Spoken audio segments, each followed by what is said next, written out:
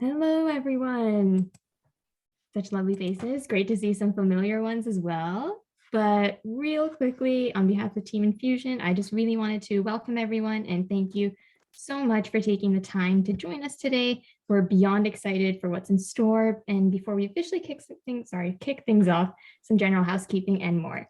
We'd like to remind everyone that this is a space for one and all. No hate of any kind will be tolerated. And if anything does occur, this will be dealt with promptly, as in you will be flagged and banned. Again, we're here to celebrate and enjoy, so let's keep the energy going. Hey, on behalf of the entire team as well, I would also like to add, we are presenting this festival from the unceded, and if you don't know what that means, it means stolen lands and territories of the Tawasin, Kwantlen, Stolo, Katsi, Coquitlam, Coast Salish, Squamish, and Tsleil-Waututh First Nations. They have been the stewards of these lands since time immemorial, and we offer them our deepest thank you and respects for allowing us to gather and celebrate here today. We also offer our deepest respects for elders who have passed and all those with us today. But reconciliation does not start or end with something that is kind of stating the obvious.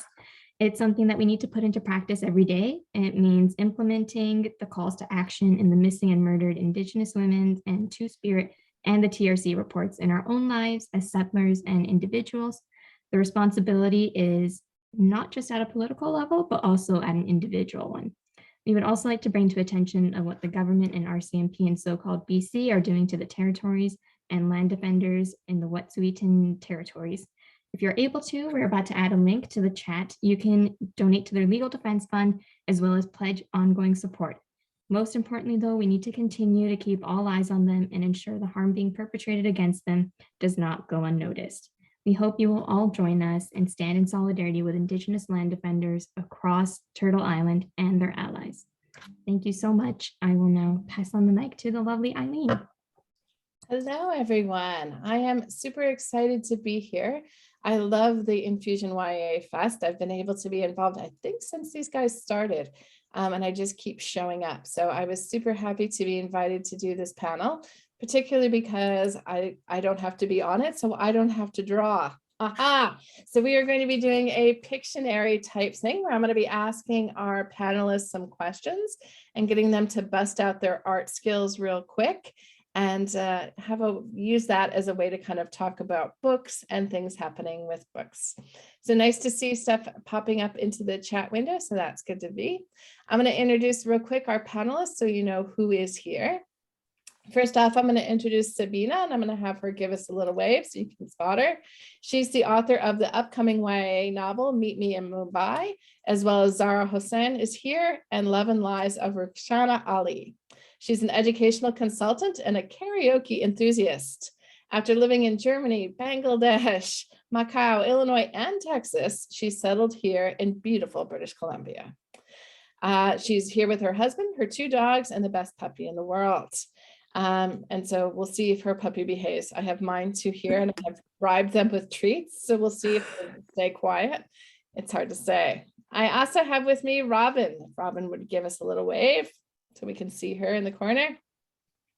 She's the award-winning author of more than 25 books for kids and teens, and her writing has been translated into a number of languages and published in more than a dozen countries.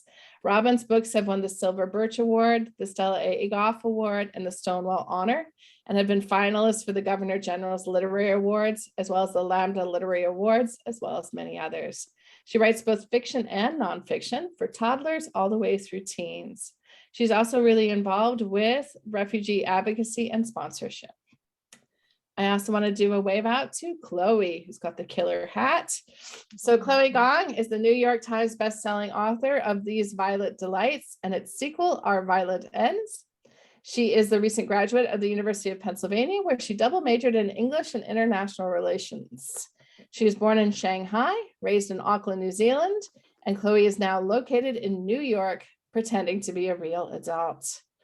After devouring the entire YA section of her local library, she started writing her own novels at 13 to keep herself entertained and has been highly entertained ever since. She's been known to mysteriously appear by chanting Romeo and Juliet is one of Shakespeare's best plays and doesn't deserve its slander and pulp culture into the mirror 3 times. So welcome to all of my panelists. It's nice to have you guys here. I think some of you know me. I am also a YA and middle grade author. My most recent book is You Owe Me a Murder. So I tend to do a little bit of the twisty side of things and keep things going. All right. So the first thing, you guys bust out your paper and pens or crayons or pastels or whatever art supply you wanted to use. I wanted to see, can you do us just a quick picture of your writing space? So that might be the layout of the room. It might be something that you need to have in order to write. It can be any of those things. I'm going to give them a minute to do that. For the people at home, I have two things that currently have to exist on my writing space. The first is my mouth, which you guys can all see, who comes complete with a book, as well as a little leather bag that can be unbuckled. And then my other perfect guy is my reading bear, who's all carved from stone, is a local artist on the East Coast who does those. And I love him very much. So those are my two must-haves, but otherwise I'm pretty much open to writing anywhere. Sabina, it looks like you've stopped drawing. Is it true? All right, can you hold it up? All right, I'm gonna try and do some things here. There seems to be some side of possibly something warm. I think those are not feelers. I believe them to be steam. I'm going to go coffee, tea? Yes. Both? Is this like No, coffee. coffee? Yeah. This isn't, all right, now is this one without a handle? So are you double handling it? No, it's a candle. Oh, of course. Yes, I knew that. Yeah, I need scented candles and I need my coffee. I can't draw a dog, but I need my dog with me. She always stays with me when I write. So. Stick dogs are fine. People are just putting in there was a call that one was a toaster. Someone else felt that might have been sushi and coffee. So that's good to know. Good to have that idea. And do you write first thing in the morning or do you drink the coffee all day long? I do write first thing in the morning and then on and off throughout the day, just depending. I do it like during the pandemic, I've developed a pretty good routine where I'm just writing all day. And because I used to run a tutoring business, but I'm not doing that anymore because obvious reasons. So I've just started writing full time. So I usually do write. I like to write early in the morning. I'm not really a night owl. So I write probably till about 5 or 6 and then I'm good. I write past that. I am impressed that you write all day. I only have about 2 to 4 hours of creative time before my brain kind of blows up. I do switch. I switch between researching. Sorry, I interrupted you. I switch between writing and researching and things like that. So I'm not just only writing the whole time, but something related to my writing. So. And I saw someone in the chat window is drinking Tootsie Roll hot chocolate. And I just want to say, I need me some of that. Okay, Chloe, you look like you're done. Would you hold up your piece of art? I try my best. Okay, so wait, don't describe it yet. We're gonna let people put in the chat what they think it might be. We have a vote for a bed, which is good. There's the laptop on the side table I'm going with, a nice lamp. I'm gonna guess that's you in the bed, but not necessarily. Someone was also saying you could be skipping rope. That also a possibility. I think that's fair. I was gonna say dancing in a window. That's also fine. Someone taking your vitals in the hospital. Sometimes writing makes us feel like we end up in a hospital, so that is fair. All right, now you can describe it for us, Chloe. What are we looking at? So the reason why it's kind of a mix between the middle is because initially I was going to start drawing a bed, and then I realized it wasn't as accurate because before I graduated, the bed was my writing space. But then I thought, ever since this year, I've actually been going into a co-working space. And so I tried to transform the bed into a chair. That's why it's a bit wide at the end. So this is actually a chair and that's me sitting on it. And then this is the little table that I'm always at with a cup of coffee, and I need good lighting. So I added the light. Good lighting is key. I think that's fair. How do you like working in changing up your writing space? Has that made a difference for you? It has, especially with like the pandemic and having to stay inside all the time. I feel like those few months of lockdown really like drove me off the rails. So now to get like my creative juices going, I have to leave my bedroom, because now my room becomes like my resting headspace, while I have to go like to a coffee shop or like an actual workspace to actually get like real words out. Yeah, I think it's interesting. Like I was having a conversation with someone else and we were joking like writers socially distancing since before it was cool. Mhm. But I realized like I really did miss, overheard conversations at restaurants and, walking around the streets, and you'd see people and maybe this is just me, please not. Like you make up stories for people like, oh, I bet this person's doing this and I bet this person's doing that. So it's nice to see that. Robin, let's see us. Mine kind of follows on well from what you said, Chloe. Nice. All right. So everyone can chime in. I love rain. Yes, I feel like she has done the weather for, Mhm. which means if you need that to write, or if that's part of your writing space, you must be so happy here in BC. We have a votes for coffee shops, definitely looking for coffee shops. I can see that in there. Although really the building could be anything. I notice everyone is sitting strictly by themselves. This is not a chatty coffee shop, you'll notice. Everyone has their own table. What else can you tell us about it?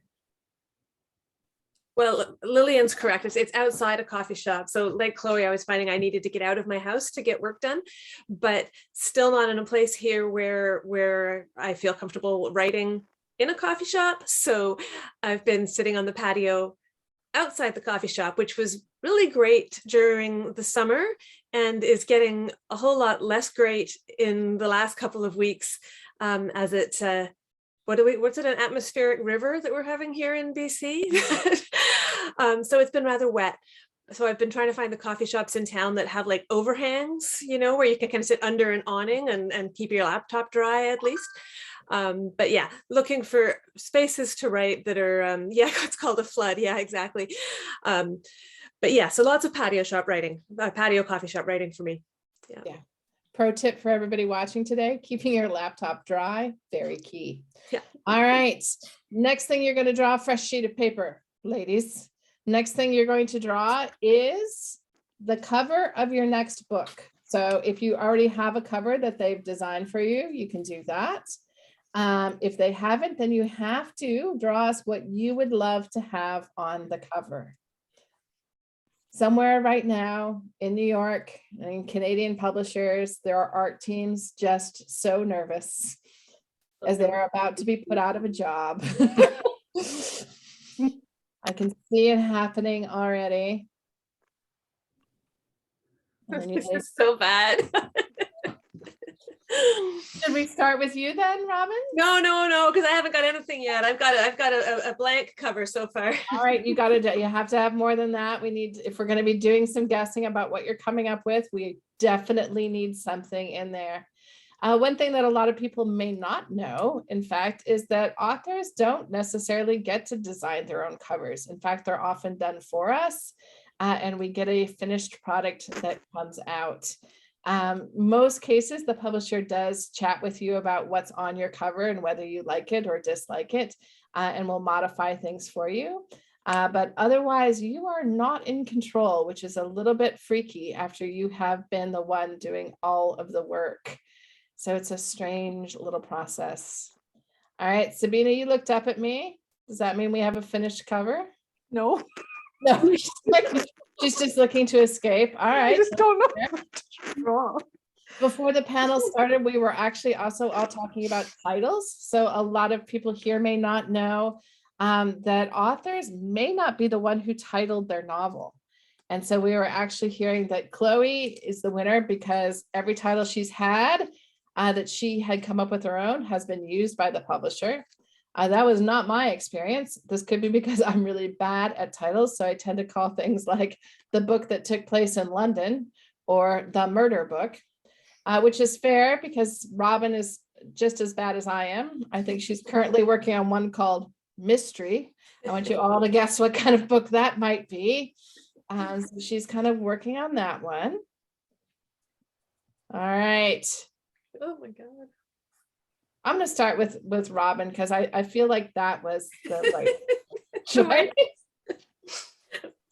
All right, Robin, show us. No, what- it's no, you don't get, there's no kindness here. okay. I just have to add something. I like that you think it's gonna make it better. All right.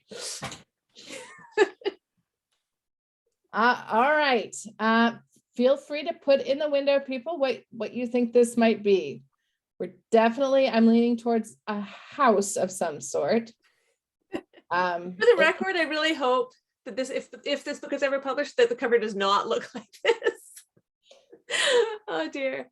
You also should not design homes because someone else is like, is it a facility or Oh, possibly but a the last couple of comments we're on the right track. Okay, all right. So possibly a haunted house. We have a vote for a haunted house, front of a graveyard. Conjoined twins, but the form of a house. Also like that. Good choice, Lillian. Though if you were going to be right, maybe not. Like I saw a castle go by, a vote for a semi-detached. All right, Robin, tell us a little bit about what you're working on.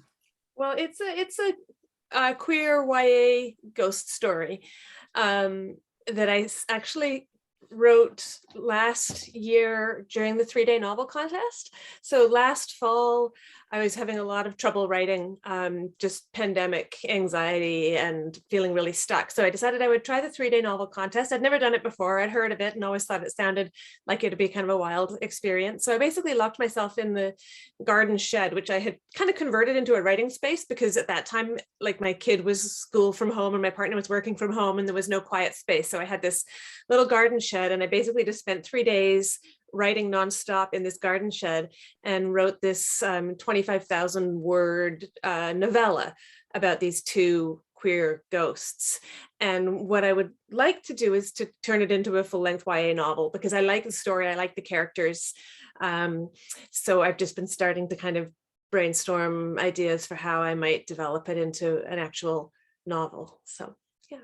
Hands up for that because I feel like the world could really use a queer ghost story. I want Right? to, can you hold the picture up again? Now that we know that, now is there a ghost? Yeah, see, these are my little ghosts. If I had had time, I was going to make them little rainbow ghosts, but I ran out of time for their little rainbow flag ghost sheets. But the whole novel takes place in the house where they die. So that may change, but yeah. Very nice.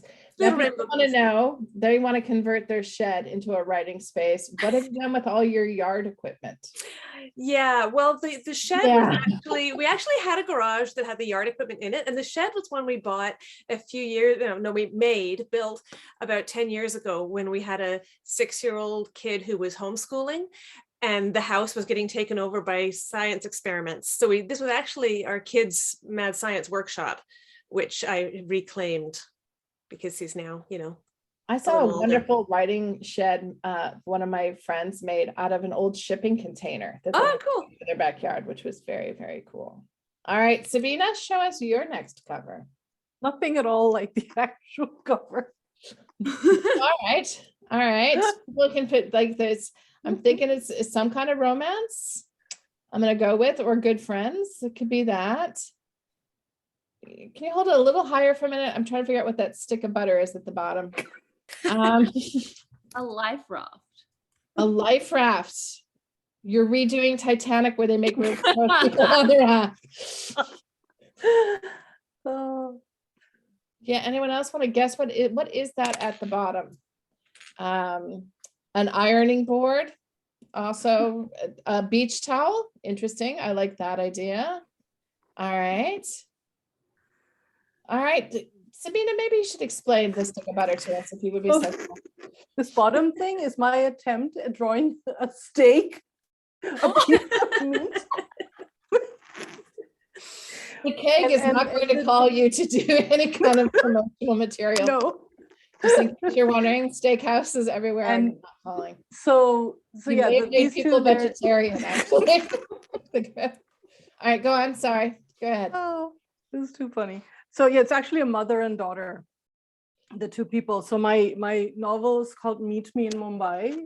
Hence the meat. I was trying to get people to guess the word meat. Oh, yeah. So it's about, it's set in like two different timelines. It's set 18 years apart.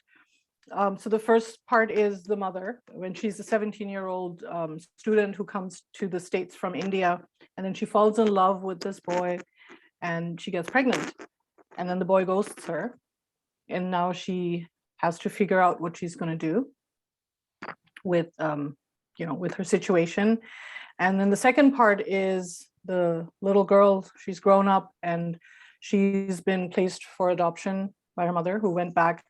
So 18 years later, she's just trying to sort of figure out where she fits in and what her history is. And she wants to know where she came from. So she finds this letter in a box of her mom's old things that her adoptive parents kept and gave to her.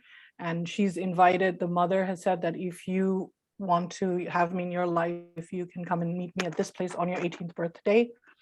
And so she goes to Mumbai, and so whatever, she doesn't know what to expect.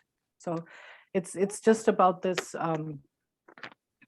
it's about this girl who just, falls in love with this boy, with the wrong boy for her family, and can't tell them about it, and then has this baby. And then it's about the baby growing up and just trying to find her place in, not necessarily in her family, but just to find her place, like where she fits in everywhere, and just kind of how she tries to reconnect with her birth mother. And yeah, and it's coming out in July 19th next year. July, meet me in Bohai. Meet me on your calendars. Chloe, let's see your cover. You had the longest time to design, so no pressure, but high expectations. Okay. I put the title, and I don't know if I was not meant to do that. It's all right. We can have the title in there. Okay, that's good. All right, now let's see what we have going here. Foul Lady Tune.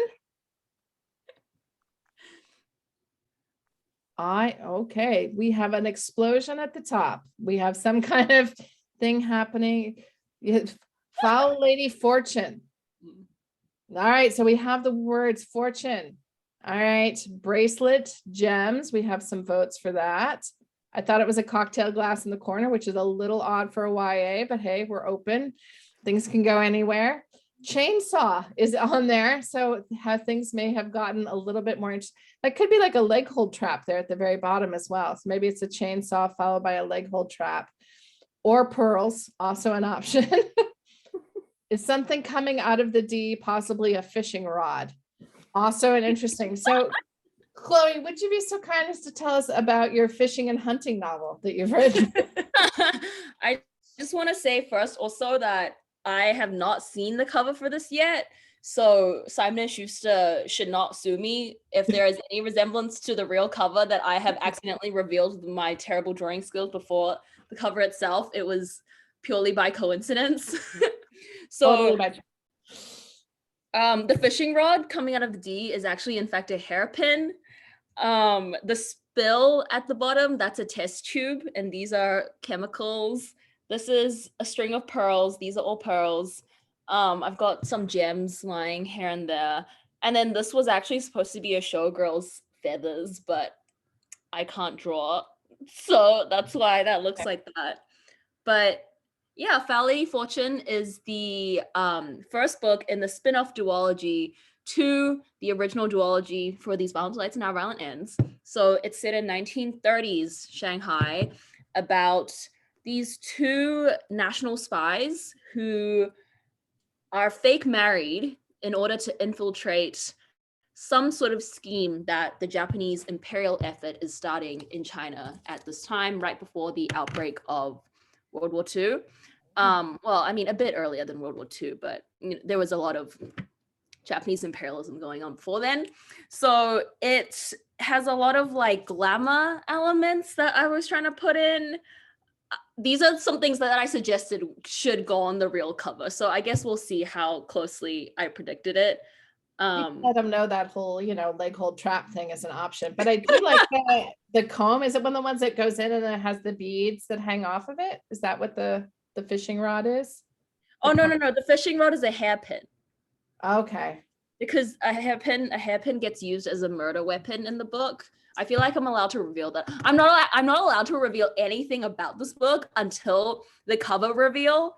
So I can't even tell people who the main character is, but I can say that a hairpin gets used as a murder weapon. And I said that we should put it on the cover. So You that's look pretty excited about that in a scary kind of way. Just kind of some that out there. All right. Now, when does this book come out? It comes out fall of 2022. Fall of 2022.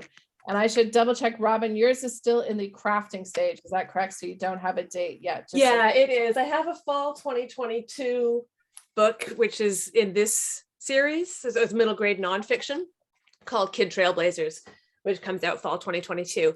But yeah, no, this YA novel is at this point, it's just a novella and an idea. So very cool. All right. All right, got your paper pens ready? We got another one here. I'm going to ask you to either draw your own face when you have writer's block or how you deal with writer's block, what it is you do to deal with writer's block. And the reason I wanted to ask that question is I know that a lot of people who are here today are coming because they are writers themselves, which is always they're passionate readers, but they're also passionate writers, people making their ways with their own stories. And one of the things that comes up, I think, most often for people is what do you do when you get stuck? I actually did a panel for a different conference on the East Coast this morning. I'm all about the panels, loving Zoom. And one of the things that came up quite a bit was this discussion around writer's block. And I found it interesting because some writers said they don't feel like there is such a thing as writer's block, that it's just a thing of procrastination. But most of the people felt there was something to it. But it was less about being blocked and maybe being on the wrong path, which I thought was interesting because that'll be it. So I'll be interested to hear what people do and how they work around that writer's block. Now, Chloe, you look like you have something. Do you? All right, Chloe, if you want to hold yours up. This is how Chloe is dealing with writer's block. So she's put on a lovely frock. Anyone else want to add for what she's up to? She's out in nature, which is a big thing, right? She lives in New York City. She's got to get out of the city, maybe. She's possibly being attacked by the letter M, or those are birds. I could go either way. Maybe she's humming. Humming is a perfectly legit way to deal with writer's block. I would accept that anytime. Chloe, do you want to talk about what you do? Yes, I go for a walk. This is me going on a pleasant stroll. These are in fact birds because, you know, sometimes you want to listen to the birds chattering and then the leaves swirling in the trees. I don't know. I find that writer's block for me a lot of the time is because I don't know where the story is going. If I try force a chapter and then it's not working and I just feel like I can't write, it's always an indication that I'm doing the wrong thing with the plot line or that I'm forcing characters to do things that don't fit what I've been trying to intend with their character arc. And then a lot of the times I find that if I just go outside, if I listen to people's like random snippets of conversation, if I just look at people and imagine like what they're doing with their lives, I get hit with like bits of inspiration to make me rethink what I'm currently doing with a chapter or what I'm currently making a character say. And then it kind of just unblocks itself in my head and I'm not like stuck anymore. I just keep writing down a different route and that usually fixes the problem. I have a t-shirt somewhere that says writer's block when your imaginary friends stop talking to you. And I love it because who doesn't like a good writing themed t-shirt? But one of the reasons that I really like what you said, Chloe, around that idea of that you're down the wrong path. And I think that's true. Like, I think sometimes when I'm writing, I'm blocked because I've somehow gotten off track. Now, I'm curious, do you plot your books ahead of time? Like, do you know where they're going? Or are you just kind of an exploration writer? Are you finding your way? No, I do. I'm a very intense outliner. And then usually if I've written the outline down already, I won't be able to tell if something works or not, but I'll have everything like beat to beat. I'll be like, this person does this and then this person does this and it leads to something like this. And usually I find if I write it and it's not quite working, it's because I don't have enough and I need to like add chapters in, or I need to kind of take a different route to get back on track of what I'm intending. Like I never really diverge all the way out into a different path. I kind of take a detour to get back on.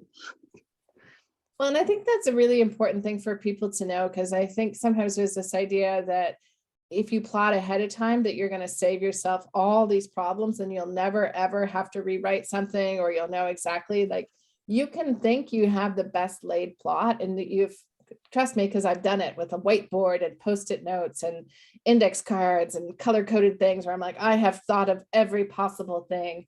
And then as you get to know your characters, you're like, I did not think of this. Or your character looks you in the eye and they're like, I would never do that thing. I would never say that. I would never do that. And you're like, but I need you to do that. There's a plot, damn it. You have to follow it. And that's when I'll experience writer's block. Robin, show us your writer's block. Look at you busting out the art skills. Robin is like, oh no, I'm not, like, I can't even make fun of this to try and come up with something. Like, this is just a dog. I would recognize this dog anywhere. So tell us a little bit about why you do that or how that helps you. Yeah, so I mean, for me, writer's block, very much what Chloe said there, is something's not working.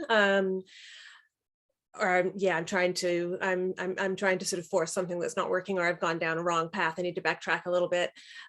Sometimes it's just restlessness. I actually find it hard to sit still and focus for, I mean, sometimes I can sit down and focus for hours and also to realize that 5 hours have gone by and I'm like freezing and I haven't eaten anything. But then other days I just can't seem to get into it, get started, to settle into it. And going for a walk often helps. I'll start hearing the characters talking to each other in my head and start having ideas. So I usually have a notebook and pen in my pocket, or occasionally I'll like voice dictate and record something on my phone if I've managed to forget a pen.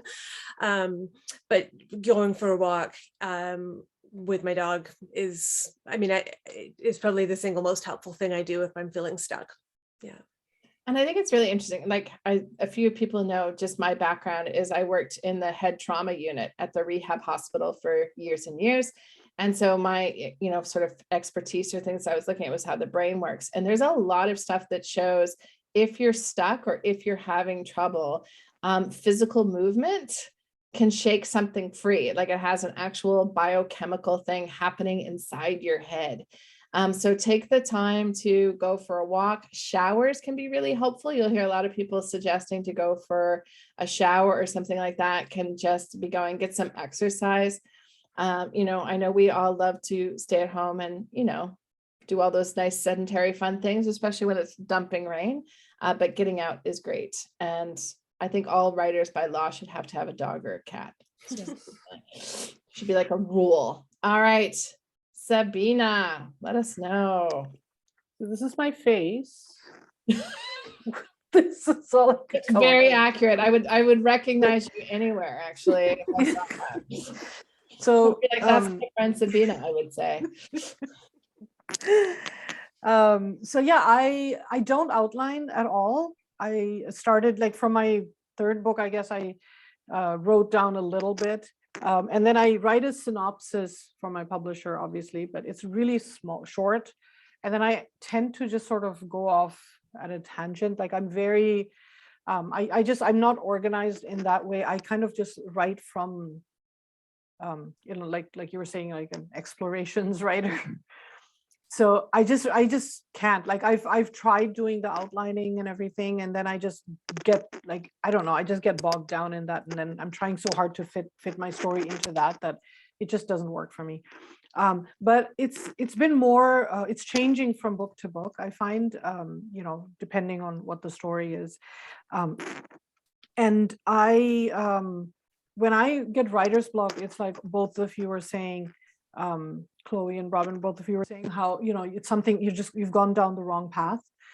Currently, actually, this is a good time to talk about it for me, is the book I'm working on right now.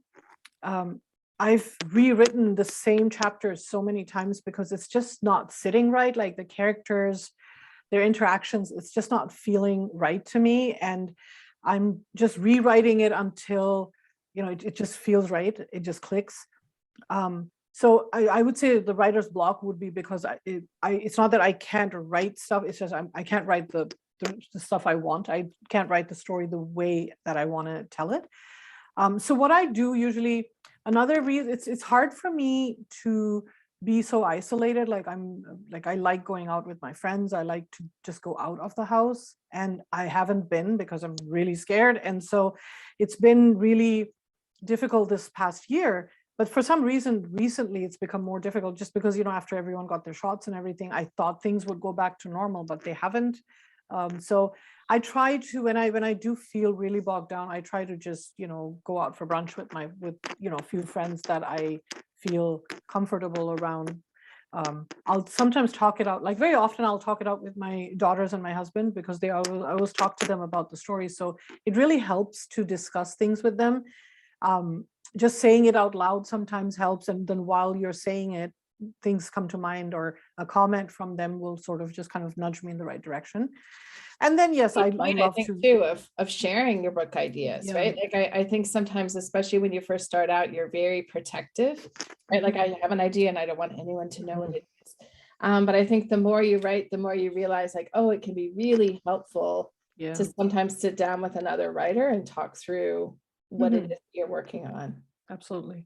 Yeah. Now I saw that Chloe tried to disappear. My internet dropped. I don't know. It does this all the time. Like it'll just completely disappear. I'll have no signal and I'll be like, what goes on? And then it'll just come back. And I'll be like, I was like, I guess she was just done. She was like, you made fun of my drawing when and did she it was just get out of here. well? Like I have returned. glad to have you back. So one thing I would take from what everybody said that I want to share again with all those people who are writers here is there's no right way to write a book. And I think I used to go all the time to conferences when I was working, and I would be like, what is the secret thing, right? Like, wow, that Chloe, that Sabina, that Robin, they wrote books. So whatever they did, I'm going to do that thing. But I think what's interesting is you have people who are, total plotters, and then you have people who are not. I know people who, I was talking to one writer today, and she's can't move on to the next chapter until she has fully perfected the chapter that she's on.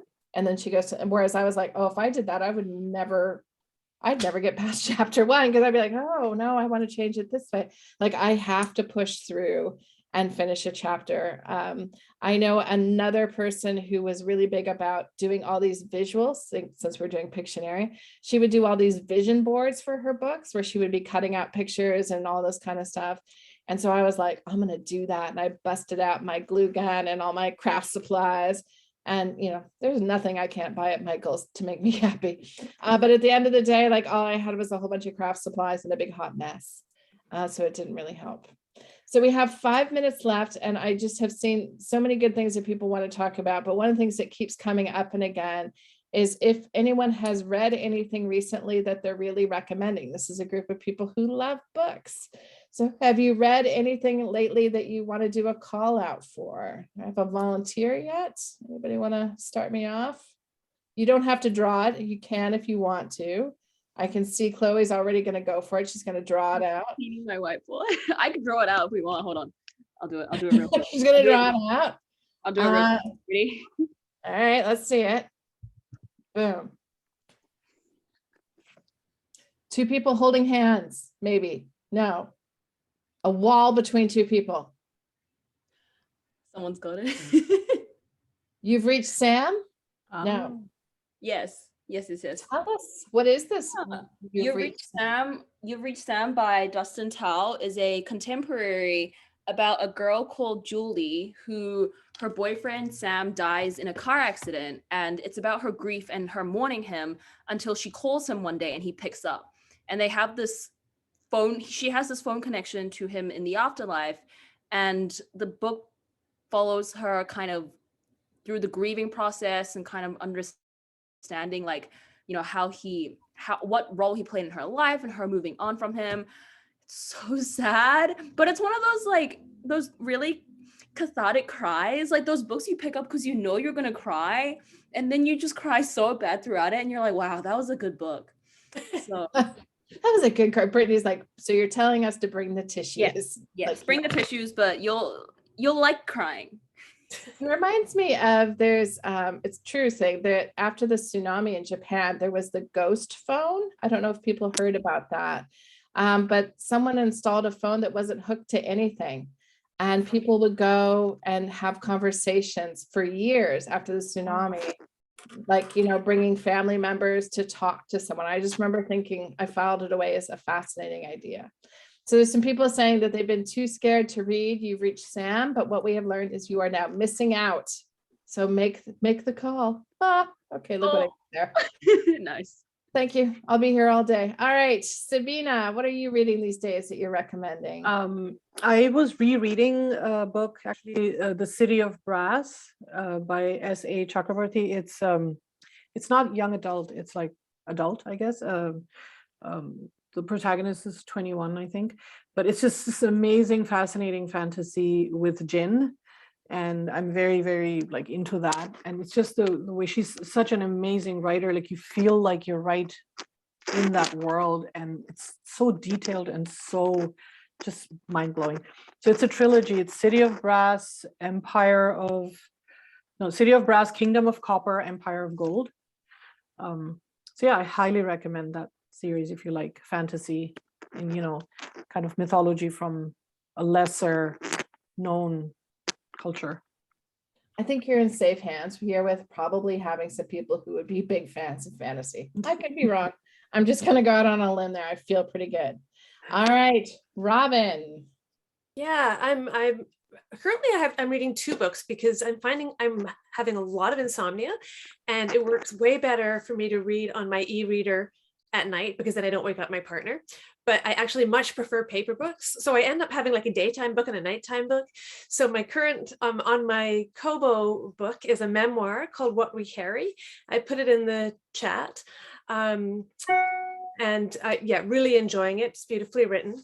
And my paper book that I just started is Sherry Dimeline's Empire of Wild. Now she just has a new one out as well, which I need to read this one so I can read the next one. But again, yeah, she's a gorgeous writer and would definitely recommend the memoir and my daytime paper book as well. And I'm also loving that people are putting in the chat window other things that they're reading. So if you're looking for books, this is definitely the crowd to be talking about it. And I love the call out that comes from Tanya, who I happen to know, who's reminding people you can get those things at your favorite indie.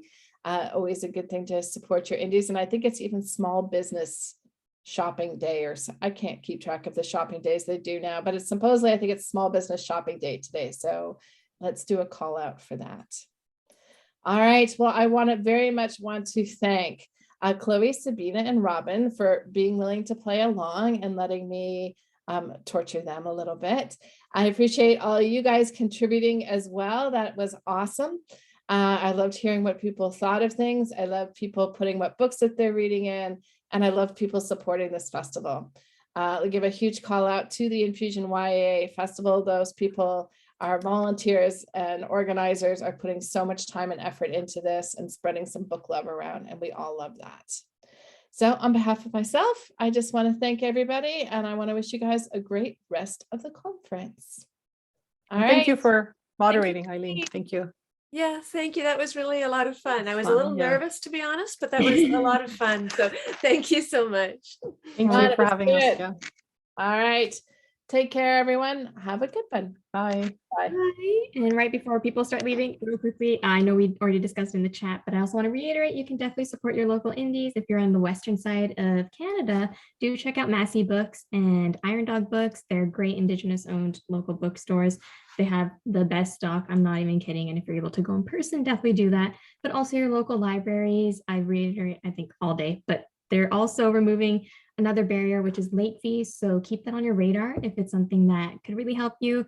I'm loving it, of course, me being me, but also definitely you can also request books that they might not have in stock and they'll order it for you, which is fantastic. Thank you all so much for joining us on this rainy day, if you are where we are. Wishing you all a fantastic Saturday. It is Saturday, isn't it? And we'll see you for our final panel. We are at that time at 2 p.m. It's debate club. I don't know about you all, but I'm ready to fight for my tropes to the death. It won't be that intense, but yeah, I'm ready to fight on their behalf. So we will see you all there. Take care, stay safe. Thank you all so much once again. Bye. Bye. And that, and I'll send the recordings. Bye, guys.